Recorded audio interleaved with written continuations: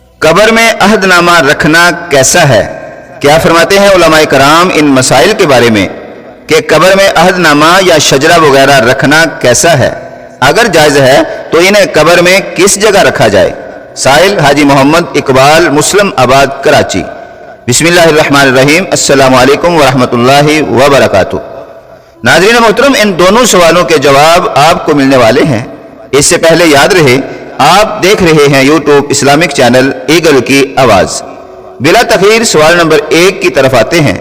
جواب: عہد نامہ اگر میت کی پیشانی یا اس کے امامہ یا اس کے کفن پر لکھ دیا جائے تو امید ہے کہ اللہ تعالیٰ میت کی مغفرت فرما دے اور اسے عذاب قبر سے محفوظ فرمائے گا، اور اسی طرح دیگر متبرک اشیاء کو برکت کی نیت سے قبر یا کفن میں رکھنا جائز ہے، بلکہ احادیث اور صحابہ کرام علیہم الرضوان کے عمل اور کتب فقہ اور اقوال بزرگان دین سے بھی ثابت ہے، اور ان متبرک اشیاء کے قبر میں موجود ہونے کے سبب اللہ تعالیٰ سے امید ہے میت کو نفع پہنچے گا۔ مصنف عبدالرزاق میں ہے، یعنی معمر بن عبداللہ بن محمد عقیل نے ہمیں خبر دی کہ حضرت بی بی فاطمہ الزہرا رضی اللہ تعالی عنہا نے انتقال کے قریب امیر المومنین حضرت علی المرتضی رضی اللہ عنہ سے اپنے غسل کے لیے پانی رکھوا دیا، پھر نہائی اور کپڑے پہن کر خنوط کی خوشبو لگائی، پھر مولا علی کو وصیت فرمائی کہ میرے انتقال کے بعد کوئی مجھے نہ کھولے اور اسی کفن یعنی جو کپڑے پہن لیے ہیں ان میں ہی دفن فرما دی جائیں۔ میں نے پوچھا کسی اور نے بھی ایسا کیا ہے؟ کہا ہاں، کثیر بن عباس نے، اور انہوں نے اپنے کفن کے کناروں پر لکھا تھا کہ کثیر بن عباس گواہی دیتا ہے کہ اللہ کے سوا کوئی عبادت کے لائق نہیں۔ مصنف عبدالرزاق۔ یاد رہے جو ہم لوگ کفنی لکھتے ہیں اسی لیے ہی لکھتے ہیں کہ یہ صحابہ کرام اور اہل بیت سے ثابت ہے۔ اور رد المختار میں علامہ شامی علیہ الرحمہ فرماتے ہیں، بزازیہ میں کتاب الجنایات سے تھوڑا پہلے ہے کہ امام صفار علیہ الرحمہ نے فرمایا اگر میت کی پیشانی یا اس کے امامہ یا اس کے کفن پر عہد نامہ لکھ دیا جائے تو امید ہے کہ اللہ تعالیٰ میت کی مغفرت فرما دے اور اسے عذاب قبر سے محفوظ فرمائے۔ در مختار مع رد المختار امام ترمذی نے اسے روایت کر کے فرمایا امام طوس کی وصیت سے عہد نامہ ان کے کفن میں لکھا گیا۔ امام فقیہ ابن عجیل نے اسی دعا عہد نامہ کی نسبت فرمایا یہ دعا لکھ کر میت کے ساتھ قبر میں رکھ دیں تو اللہ تعالیٰ اسے سوال نکیرین اور عذاب قبر سے امان دے گا۔ حوالہ فتاوی رضویہ میں موجود ہے۔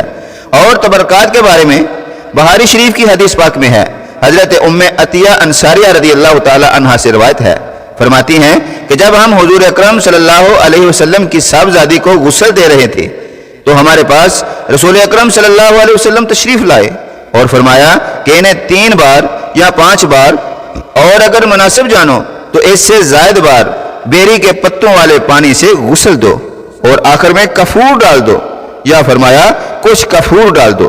جب ہم فارغ ہو گئیں تو ہم نے آپ کو اطلاع دی تو آپ صلی اللہ علیہ وسلم نے ہمیں اپنا تہمد شریف عطا کیا اور فرمایا کہ اسے ان کے کفن میں رکھ دو یا پہنا دو۔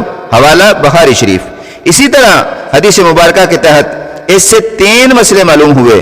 ایک یہ کہ تبرکات جن سے دنیا اور قبر و آخرت کی مشکلات حل ہوتی ہیں، قرآن شریف میں ہے کہ حضرت یوسف علیہ السلام کی قمیض کی برکت سے حضرت یعقوب علیہ السلام کی آنکھیں روشن ہو گئیں۔ حوالہ قرآن مجید، سورہ یوسف۔ اور احادیث میں ثابت ہے کہ حضرت امیر معاویہ، عمرو بن عاص اور دیگر صحابہ کرام علیہم الرضوان نے حضور صلی اللہ علیہ وسلم کے ناخن، بال اور تہمد شریف اپنے ساتھ قبر میں لے جانے کے لیے محفوظ رکھے۔ دوسرے یہ کہ بزرگوں کے تبرکات اور قرآن آیات یا دعا کسی کپڑے یا کاغذ پر لکھ کر میت کے ساتھ قبر میں دفن کرنا جائز بلکہ سنت ہے۔ ناظرین محترم، امام ابو عمر یوسف بن عبد البرکتاب استیاب فی معرفت الاصحاب میں فرماتے ہیں حضرت امیر معاویہ رضی اللہ تعالی عنہ نے اپنے انتقال کے وقت وصیت میں فرمایا میں صحبت حضور صلی اللہ علیہ وسلم سے شرف یاب ہوا۔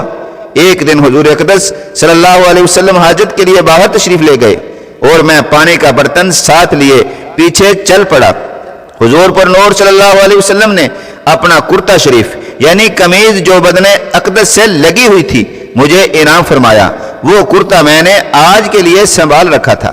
اور ایک روز حضور انور صلی اللہ علیہ وسلم نے ناخن اور منہ مبارک یعنی وال تراشے وہ میں نے لے کر اس دن کے لیے اٹھا رکھے تھے، جب میں مر جاؤں تو قمیض سراپائے تقدیس کو میرے کفن کے نیچے بدن کے متصل رکھنا، اور منہ مبارک اور ناخن ہائے مقدسہ کو میرے منہ اور آنکھوں اور پیشانی وغیرہ یعنی مواضع سجود پر رکھ دینا۔ سبحان اللہ۔ ایک اور حدیث مبارکہ ہے، حضرت انس بن مالک رضی اللہ تعالی عنہ نے فرمایا، یہ منہ مبارک سید عالم صلی اللہ علیہ وسلم کا ہے، انہیں میری زبان کے نیچے رکھ دینا۔ ثابت بنانی فرماتے ہیں کہ میں نے منہ مبارک کو ان کی زبان کے نیچے رکھ دیا، وہ یوں ہی دفن کیے گئے کہ منہ مبارک ان کی زبان کے نیچے تھا۔ اب عہد نامہ کی بات بتا کر اور عہد نامہ سن کر اجازت چاہیں گے۔ عہد نامہ وغیرہ قبر میں رکھنے کا طریقہ یہ ہے کہ اسے میت کے منہ کے سامنے قبلہ کی جانب دیوار میں جگہ بنا کر اس میں رکھیں، البتہ سینہ کے اوپر کفن کے نیچے رکھنا بھی جائز ہے، اور دیگر تبرکات کا بھی یہی طریقہ ہونا چاہیے۔ مفتی امجد علی اعظمی علیہ رحمہ بہار شریعت میں فرماتے ہیں، شجرہ یا عہد نامہ قبر میں رکھنا جائز ہے، اور بہتر یہ ہے کہ میت کے منہ کے سامنے قبلہ کی جانب تاک کھودو اس میں رکھیں، بلکہ در مختار میں کفن پر عہد نامہ لکھنے کو جائز کہا ہے، اور فرمایا ہے کہ اس سے مغفرت کی امید ہے، اور میت کے سینہ اور پیشانی پر بسم اللہ الرحمن الرحیم لکھنا بھی جائز ہے۔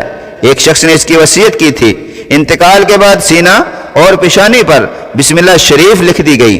پھر کسی نے انہیں خواب میں دیکھا، حال پوچھا تو کہا جب میں قبر میں رکھا گیا عذاب کے فرشتے آئے، فرشتوں نے جب پیشانی پر بسم اللہ شریف دیکھی تو کہا تو عذاب سے بچ گیا ہے، بحوالہ در مختار۔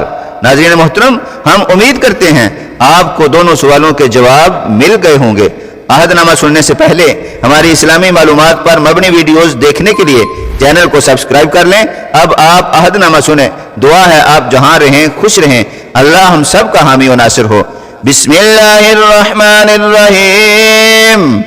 اللهم فاطر السماوات والأرض عالم الغيب والشهادة أنت الرحمن الرحيم اللهم إني أعهد إليك في هذه الحياة الدنيا وأشهد أن لا إله إلا أنت وحدك لا شريك لك وأشهد أن محمدا عبدك ورسولك فلا تكلني إلى نفسي فإنك إن تكلني إلى نفسي تقربني إلى الشر وتبعدني من الخير وإني لا أتكل إلى برحمتك فاجعل لي